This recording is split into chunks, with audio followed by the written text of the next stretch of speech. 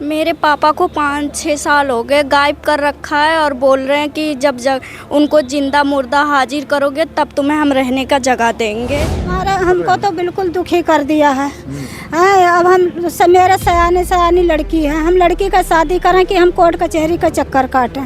मतलब खेत के चक्कर में उनको गायब कर दिया। उनका थोड़ा मोटा दिमाग था, वो मतलब ऐसे लोग बोलते थे पागल है, इसके चक्कर में गायब कर दिया कि इनको हमारा खेत उनको मिल जाएगा। कब्जा कौन किया है? कब्जा उन्होंने ही कर रखा है, तिलक राम और रमेश ने। तिलक राम कौन है? ये मेरा बड़ा जेठ है। बड़े जेठ हैं? बड़े जेठ, हाँ सगा जेठ है मेरे बड़े। उन्होंने कहा हम कुछ नहीं दे पाएंगे। जमीन भी ले लिया, पैसा भी ले लिया? हाँ, एक थाना हम खरीद लेंगे और एसपी ऑफिस खरीद लेंगे और कोर्ट खरीद लेंगे। सारा जमीन मकान लिखवा लिया सर। सब लिखवा लिया जी। इस वाले से तो हम मिले थे तो वो वहाँ पे कुछ सुनवाई नहीं कर रहे हैं। वहाँ पे कागज 2 कागज तुरंत उसको गायब कर देते। कागज का कोई पता ही नहीं होता कागज गया कहाँ। फिर मैं अकेले ही हूँ, मैं बहुत परेशान हूँ, कुछ कर नहीं सकती। कोई सुनवाई ही नहीं हो रही है तो हम कहाँ चले जाएं? इस लड़की को लेकर कहाँ चले जाएं? अनाथ है लड़की।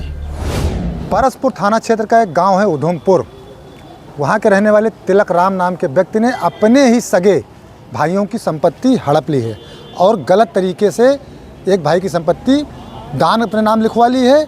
इकलौती बेटी उनकी है, देख सकते हैं आप, इकलौती बेटी हैं। यह पुलिस अधिकारियों के चक्कर लगा रही हैं और इसके अलावा दूसरे जो भाई हैं उसकी संपत्ति पर कुंडली मारकर तिलक राम बैठ गए हैं, ऐसा इन बेटियों का आरोप है। अभी बच्चियाँ अपने बड़े पिताजी से, जिसको दादा भी कहा जाता है, उनसे परेशान है। कोई सगा अपने ही सगे रिश्तेदार की संपत्ति कैसे हड़प सकता है या सगे संबंधी की संपत्ति कैसे हड़प सकता है, इसकी एक वानगी यहाँ पर आप देख सकते हैं। गोंडा में है, चलन आम हो गया है।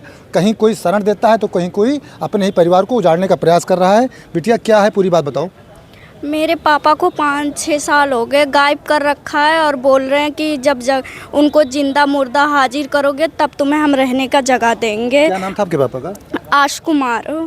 आश कुमार था उनको और 6-7 साल हो गए उनको गायब कर दिया। कौन गायब कर दिया? तिलक राम और क्या नाम है, रमेश। कैसे गायब कर दिए? वहाँ से दिल्ली पे काम मतलब खेत के चक्कर में उनको गायब कर दिया। उनका थोड़ा मोटा दिमाग था, वो मतलब ऐसे लोग बोलते थे पागल है, इसके चक्कर में गायब कर दिया कि इनको हमारा खेत उनको मिल जाएगा। कब्जा कौन किया है? कब्जा उन्होंने ही कर रखा है, तिलक राम और रमेश ने।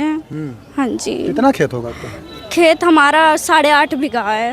हाँ जी, 8.5 बीघा है और घर भी कब्जा कर रखा है। कैसे गुजर हो रहा है आप लोगों का? हम दिल्ली में रहते हैं, यहाँ से चले गए कमाने खाने के लिए, वहाँ से गुजारा कर रहे हैं। तिलक राम आपके कौन हैं? तिलक राम हमारे बड़े पापा हैं। बड़े पापा हैं? हाँ, सगे बड़े पापा? सगे पापा हैं, मेरे पापा के भाई हैं, बड़े पापा के। मतलब उनसे कहा नहीं आपने कि कहा, केस भी कर दिया और बोले कि अब खेतौनी कटाने के चक्कर में मतलब कह रहे कि उनको हाजिर करोगे जब ही हम तुमको देंगे। उनने केस भी कर रखा है। उनकी माता जी भी आई हैं, उनसे बातचीत कर लें। माता जी क्या कह रही हैं बताइए। सर हमको तो बिल्कुल दुखी कर दिया है। अब हम मेरा सयानी लड़की है, हम लड़की का शादी करें कि हम कोर्ट कचहरी का चक्कर काटें। मेरे को जितना हम झाड़ू पोछा कोठी में काम करके हम झाड़ू पोछा करके हम अपना बच्चा पालें कि हम यहाँ कोर्ट कचहरी में भरे, वकील को दिए कोर्ट कचहरी का। तिलक राम कौन है? ये मेरा बड़ा जेठ है। बड़े जेठ हैं? बड़े जेठ, हाँ सगा जेठ है मेरे बड़े। खतौनी किसके नाम है? खेतौनी सबके नाम है। आपके पति के नाम है? हाँ, खेतौनी हमारे नाम है। तो कह रहे हैं कि जब उनका जिंदा मुर्दा हाजिर करो जब हम खेत में हिस्सा देंगे। तो वो कौन होते हैं कहने वाले की? तो अब ये गायब किया है तो इसीलिए तो कह रहे हैं कि जिंदा मुर्दा हाजिर करो। उनको जानकारी होगा कि हम कहाँ का क्या कर दिया। मेरा पति दिल्ली में थे, उनका थोड़ा दिमाग खराब था तो मैं दिल्ली लेकर चली गई, यहाँ नहीं कर खा पाई। तो मेरा भाई मेरा बहन सब कोई वहाँ रहते थे। वो बोले कि चलो वहाँ करोगे खाओगे, यहाँ तो भूखे मर जाओगे। ये लोग मेरे को दुखी कर दिया, इतना गलत इंजाम रख कर मेरे को दुखी कर दिया, मेरे बच्चों को दुखी कर दिया। मैं यहाँ से चली गई वहाँ झाड़ू पोछा करके खा रही थी। जब चकबंदी आई तो इन्होंने मेरे ऊपर केस कर दिया कि उनका जिंदा मुर्दा हाजिर करी है, जब हम इन्हें हिस्सा दिए, अब नहीं तो न दिए। अब हम बच्चे का शादी करी कमाई का कि हम केस लड़ी, जौन बताओ हमें कैसे मेरे बच्चे की शादी होगी। एक तो हो गया ये पक्ष हो गया जिनकी ज़मीन कब्जा है। दूसरी बेटी, एक बेटी, क्या नाम है आपका? खुशबू पांडे। खुशबू पांडे ना, क्या हुआ है पूरी बात बताओ। मेरे बड़े दादा ने मेरे पापा से सारी ज़मीन मकान सब बैनामा करवा लिया है। कौन है बड़े दादा आपके? बड़े दादा क्या नाम? पापा क्या नाम तिलक है? राम पांडे। अच्छा, आपके पिताजी का क्या नाम है? राम फुलान पांडे उर्फ भूलन पांडे। फिर उसके बाद में प्रताड़ित भी करते थे। फिर वो काम वाम भी वो बहुत ज़्यादा लेते थे, इसीलिए कचा के मैं आ गई यहाँ ननिहाल में आ गई। फिर उसके बाद में सारा ज़मीन मकान लिखवा लिया सर। सब लिखवा लिया? जी हाँ, तो आप कहो नहीं सब काकी हो मेरे साथ है? जी कहे तो वो कह रहे हैं कि मैं शादी करूँगा बस और कुछ नहीं। शादी वादी आपकी नहीं हुई है? नहीं मामा क्या रह रहे हो आप? जी, माँ भी नहीं है। फिर मैं अकेले ही हूँ, मैं बहुत परेशान हूँ, कुछ कर नहीं सकती। लेकिन भाई है मामा के यहाँ, वही से गए। वही लोग मदद कर रहे हैं मामा जी क्या करें? जी। क्या कह रही थी? भी कुछ कह रही थी आप? कह रही हूँ कि उनकी तो आदत पड़ गई है सबकी हड़प करने की, कभी हमारा कभी उनका कभी किसी और को। पूरे मतलब वहाँ पे जितने लोग हैं सबको परेशान करके रखा है उन्होंने। मतलब कि किसी को अगर कोई आ रहा है बीच में बोल रहा है तो गाली दे रही हैं कि मतलब हमने लिखा लिया है, हमारा क्या कर लेंगे, अब तो हमने लिखा लिया, जो करना है कर लेंगे। अब ऐसे बोल रहे हैं वो लोग, सबको गाली दे रहे हैं।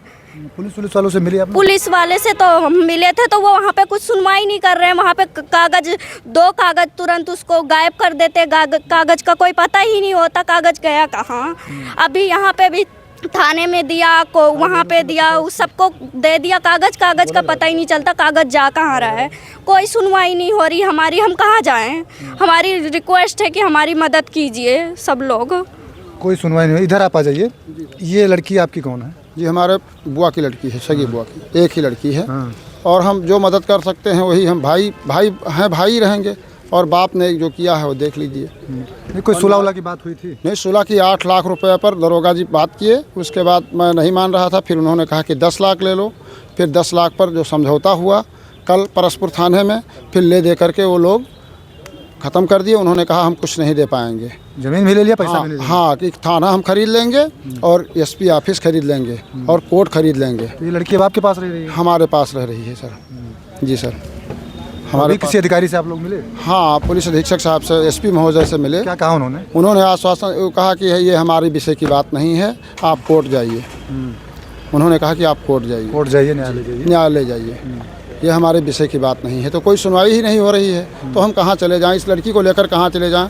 अनाथ है लड़की। ये लड़की देख सकते हैं, ये बिटिया अनाथ हो गई है, कोई नहीं है। ये भी अनाथ ही है और दोनों बच्चियां हैं। डीएम साहब से मिले थे बेटा? हाँ जी मिले थे। डीएम मैम ने कुछ कहा? हाँ बोला कि वहाँ पे हो जाएगा, पर होता कुछ नहीं है। ऐसे समझा के भेज देते हैं, कुछ नहीं होता वहाँ पे।